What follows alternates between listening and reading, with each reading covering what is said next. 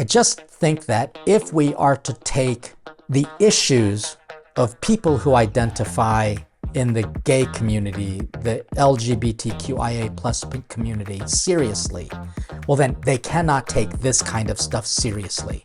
This is pure silliness, this is debauchery, this is lewdness, it is immoral, and it really belongs in a bar that you have to have an ID to enter into. But when we take it out into the streets and you literally see children participating in this, it's something that we shouldn't take pride in, but we should feel shameful of. Welcome to the Father Leo Show, where I'm dishing out faith, culture, and commentary. And in this episode, we're going to talk about Pride Month and Catholicism. Are they mutually exclusive? Well, we're going to especially find out in my commentary, so make sure you stick around. But before we jump into it, please make sure you like, subscribe, share, and leave your comments. It certainly helps us to spread the good news about what this show is really about.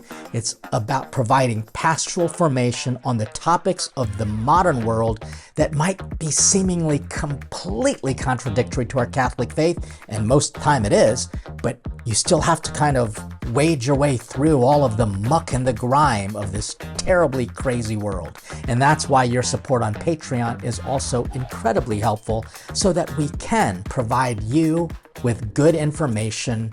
But also, if you're a Patreon member, you get access to a lot of great content, as well as some special perks. So right now, let's just jump right into it with some words about faith, Catholicism, and pride. So the quick answer is no. Catholics cannot celebrate Pride Month as we seemingly are forced to understand what pride is today. It's a strange thing, language, because it changes over time. People, as you know, are literally making up pronouns. People make up words all the time. What was bad is now actually good. That we can blame that on Michael Jackson. And, you know, young people these days, well, maybe several years ago, they used to say if something was good, they would say it was sick. It's just so confusing. But when language is confused, that's not of God. Theology is the word of God, logos theo, the word of God, or the logic of God, because God's words are logical. When God says, let there be light, there is light. When God says, I forgive sinners, God forgives sinners. When God calls sins deadly, he's not mincing words. And so the simple, short answer is no, Catholics are not supposed to celebrate pride in the theological context or in the modern worldly context. But there has to be an understanding with pastoral approaches, which is what I'm going to get to in my commentary. So let's just make sure we understand that as Catholics, pride is not a good word. It has never been a good word, and it never ever will be a good word, nor should it ever be celebrated, because it is a deadly sin. If there is anything that one can be proud of, here's where I kind of take a lesson from St. Paul in his letter to the Corinthians, where he says, my grace, what Jesus says to him, my grace is sufficient for you, for my power is made perfect in weakness. And so St. Paul says, therefore I will boast about my weaknesses, so that Christ's power may rest in me. That basically tells us that St. Paul's understanding of pride is actually humility. And no, you should never be proud of how humble you are. You see, pride is the queen of all deadly sins. And in fact, it's like the mother that gives birth to all of the other deadly sins. And we all know what the deadly sins are. So pride is chief: greed, wealth, envy, lust, gluttony, sloth or laziness. And all of these things are not good. Why would we ever want to celebrate it? But on a practical level, the reason why pride is so deadly is because it makes people delusional. It really does. It blinds people of truth. And it takes everything that's true and turns it upside down to the point where some people who are clearly factually wrong think they are right. It makes people think in a very delusional way that their reality is the reality. It introduces another sinister form of tyranny, and that is the tyranny of relativism, because in pride, one can easily take pride in their own sense of knowledge or worth and think that it is better than everyone else's. Pride is the stuff that is being fostered, at least in our American education system, where we can't actually fail a student anymore, where everybody gets a trophy, and people who are unhealthy are winning Miss Alabama pageants. Now, does that young woman have a right to be proud? Well, she won, but I don't know anything about her, so I can't make a judgment of her. But she doesn't necessarily demonstrate what a healthy individual should be like. And so there is a blindness that pride creates, to the point where we see how pride is literally destroying our culture. We all know that the month of June is dedicated to the Sacred Heart of Jesus. That's what this month is dedicated about. And the Sacred Heart of Jesus is represented as a heart that is kind of wounded from the side, where the spear of Longinus pierced the side of Christ, and it's crowned with thorns, which is a pure sign of humility, and it's on fire, because that's what God's love is for us. But unfortunately, the world sees pride as an opportunity for just pure hedonism. And it almost seems like the people who celebrate pride, particularly the LGBTQIA plus community, has turned them no longer into self-inflicted victims, but unhealed villains. I've always said that if you don't strive to be heroic, then you're going to be either a victim, someone who is mistreated, and if you don't overcome that pain, then you literally turn into a villain. And I can say this, I was actually going to try to have someone who associated or considered themselves part of the LGBTQIA plus community. They were going to join me for an interview, but they were feeling kind of nervous about it because they were afraid of being canceled by the gay community, because this person who identifies as gay completely disagrees with all of the things he sees about Pride Month. So it's fascinating to me, and I'm going to get to it in my commentary, about how pride is so evil and sinister. It causes people to think that LGBTQIAS Pride Month community is all about inclusivity and how they are allowed to have free speech. But guess what? If you damage a rainbow painted on a street, it'll now be considered a hate crime and punishable with imprisonment.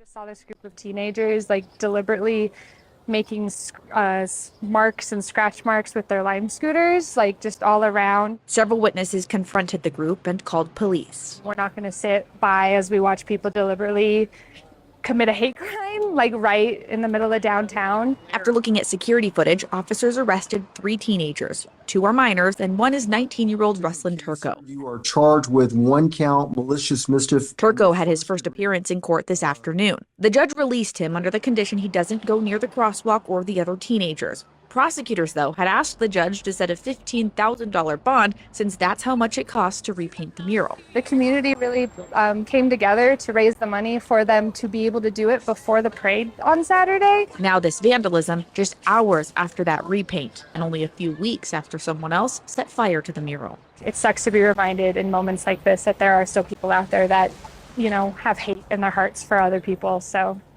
yeah. But Kaylee wants everyone to know the love outweighs the hate here on Howard and through the entire city.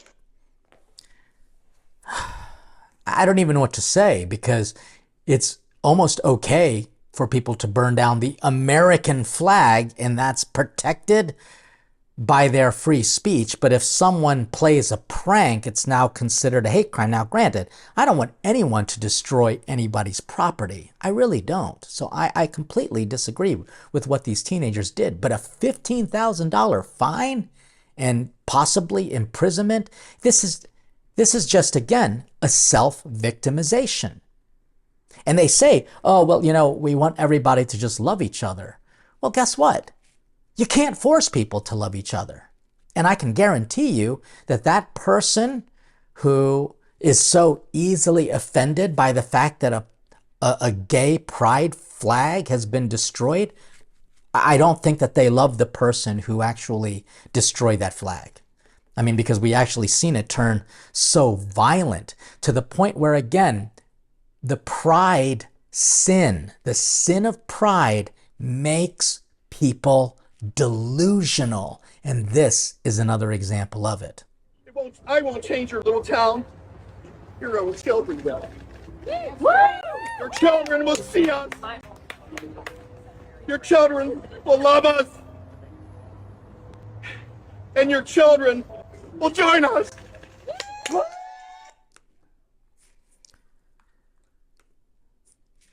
Your children will see us, they will love us, and they will join us.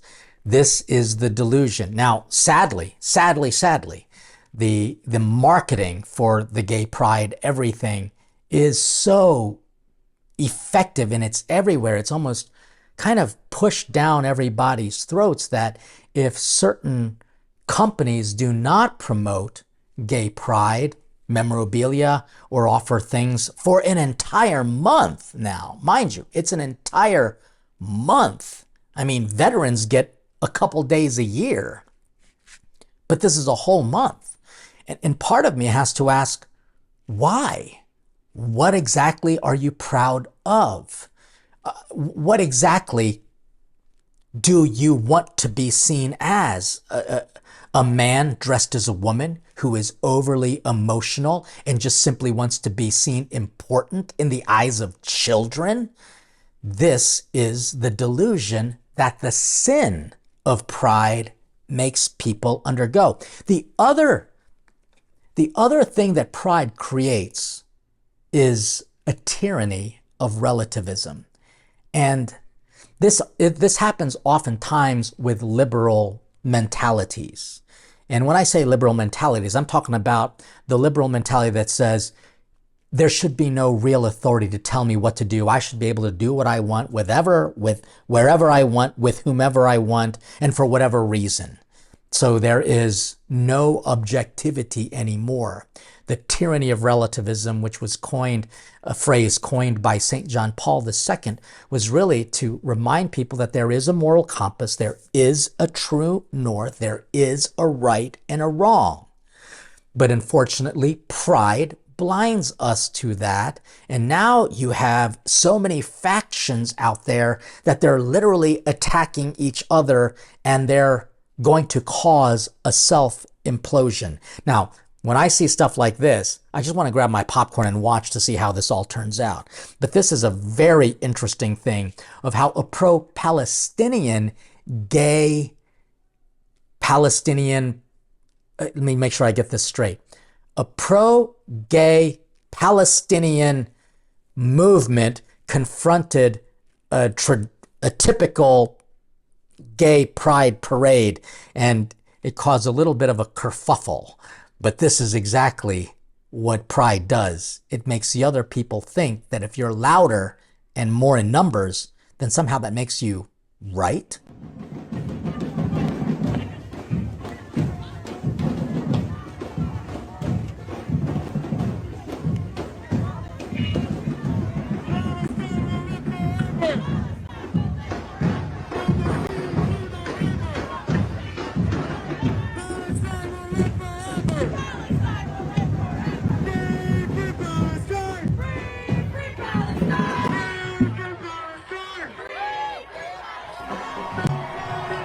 You can't make this stuff up.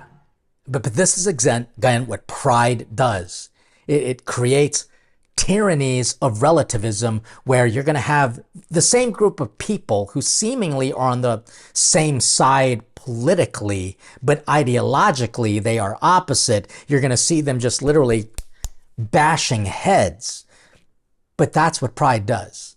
Pride makes you think that you are always going to be right because you read a book or a pamphlet or a meme or a headline. No. What's needed is true humility. But unfortunately, our world does not encourage humility. We encourage this kind of like, if I'm louder, if I'm richer, and if there's just more cheers, then I must be awesome.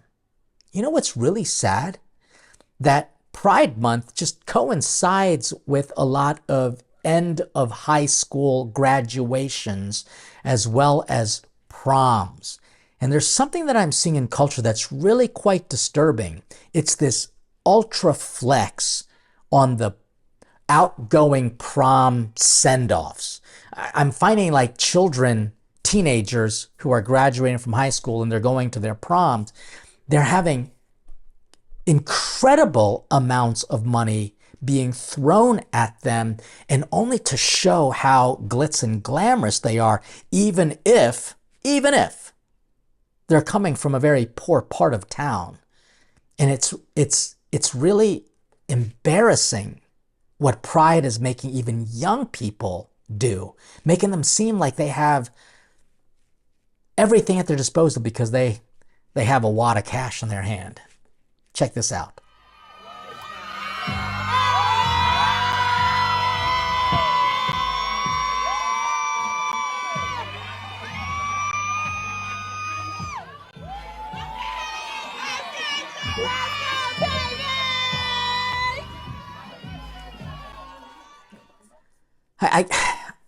Why do I even get these things on my For You page? I have no idea why, but there have just been video after video of these children walking out with these over-the-top gowns and outfits, renting cars and putting up castles. There's one grandmother who actually spent $27,000 to recreate a castle just so that her granddaughter can pretend like she's a princess. And yet, they grew up in the projects. This I don't understand. So this again is very much related to the sin of pride. Now, can young people celebrate their prom? Oh, I sure did.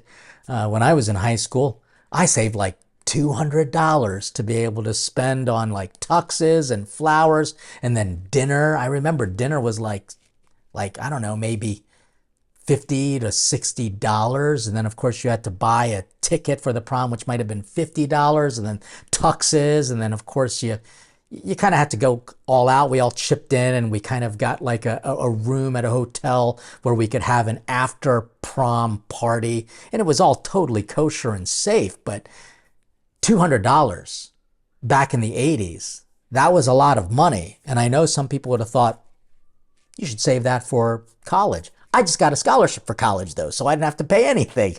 But $200 was a lot of money to me, and I still didn't want to spend all of that. But these days, this is what pride is creating.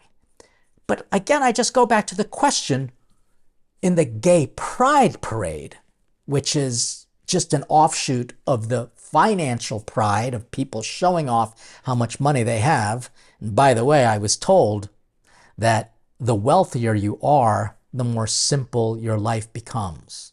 If you are very, middle class, but you want to come across as rich, that's when you spend a lot of money for name brand things. I just think that materialism is a reason why we should avoid pride at all costs, because it just makes you look silly. Again, I don't want to take away from having young people celebrate a milestone. But it doesn't have to cost this much money.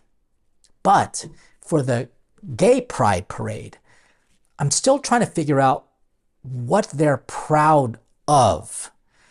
Because if I were to look at any of the videos, and I don't, but unfortunately, again, these things are visible everywhere, of the lewd outfits and the almost shameful behavior and the immodesty and the immorality that is being foisted on people, and people are even bringing their children and seeing nudity and immoral sexual acts, I'm not quite sure what you're proud of. To be honest with you, unless you've actually done something great, you know, if you actually help people who are in need on the streets, you should be proud of yourself. You should recognize that God has chosen you to do something good for others, because pride should never ever point to you as, look at me, I'm great, but look at what God has been able to do in my life. That is what we should be proud of. But unfortunately, again, this is kind of what we see pride parades to be.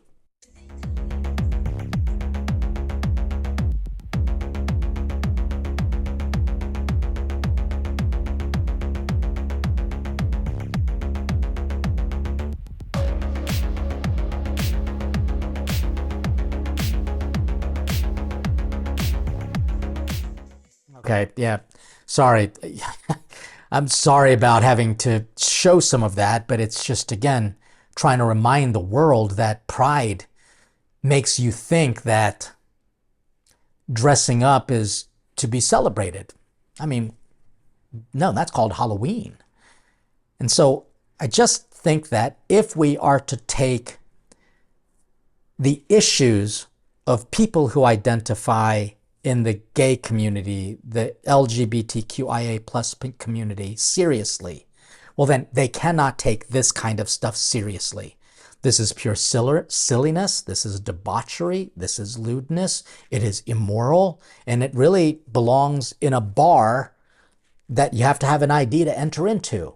But when we take it out into the streets and you literally see children participating in this, it's something that we shouldn't take pride in, but we should feel shameful of.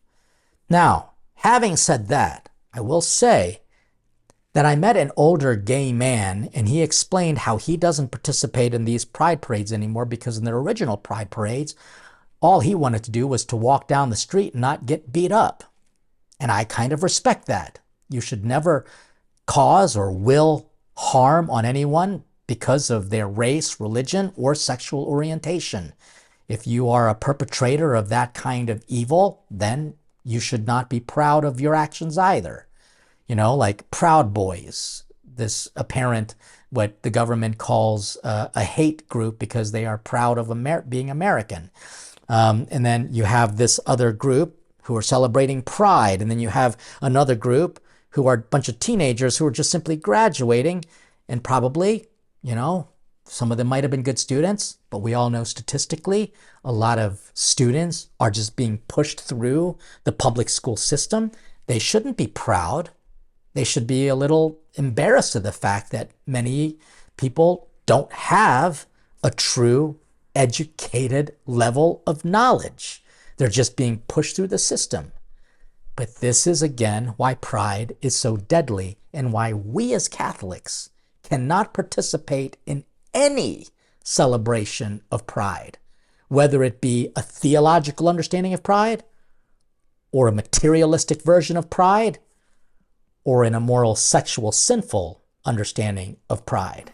And now it's time for my commentary. Again, I look at pride and just think to myself, in what world would we celebrate it? Well, the answer is a sinful one. And yeah, we're in a sinful world. And so it's almost as if we as Catholics need to kind of retort and remind us that being prideful is not a good attitude, but we should also never be ashamed of who we are. I will be the first to admit that sometimes I don't always wear my collar in the airport because it's kind of uncomfortable. Now, I should always be proud that I'm a priest, and I am. There are just times when I just don't want to be bothered, to be perfectly honest with you. I have a little bit more of a public life than other priests. And so I just kind of use my airport time, honestly, to be quiet and to be left alone. But I'm not ashamed of my priesthood. If anyone ever asks me, what do? I'm happy to say that I'm a Catholic priest. So there's a difference between being prideful and not being ashamed. Also, if you truly are proud of your Catholicism,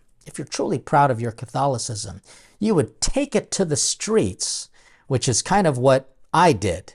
And I want to just compare and contrast how a pride parade happens versus, say, like, I don't know, a Eucharistic procession from the National Eucharistic Congress with a bunch of young people who are processing, young and old alike. They are all simply processing through the streets of America in a Eucharistic procession. There's going to be another episode more about that.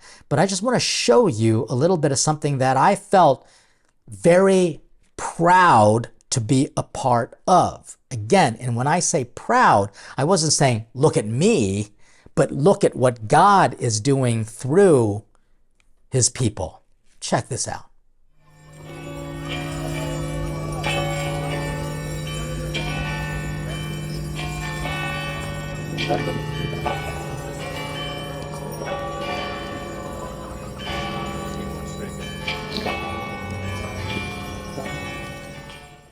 It was absolutely beautiful to be a part of the Eucharistic pilgrimage as it traveled through Baltimore.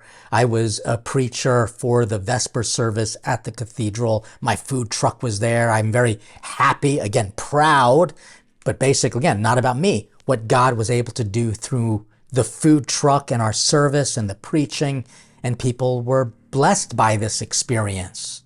And I can also say that if you're one of those people who are so proud to be Catholic that you're kind of shoving it down people's throats, then maybe you're not really being humble and that we're just being prideful in our Catholicism.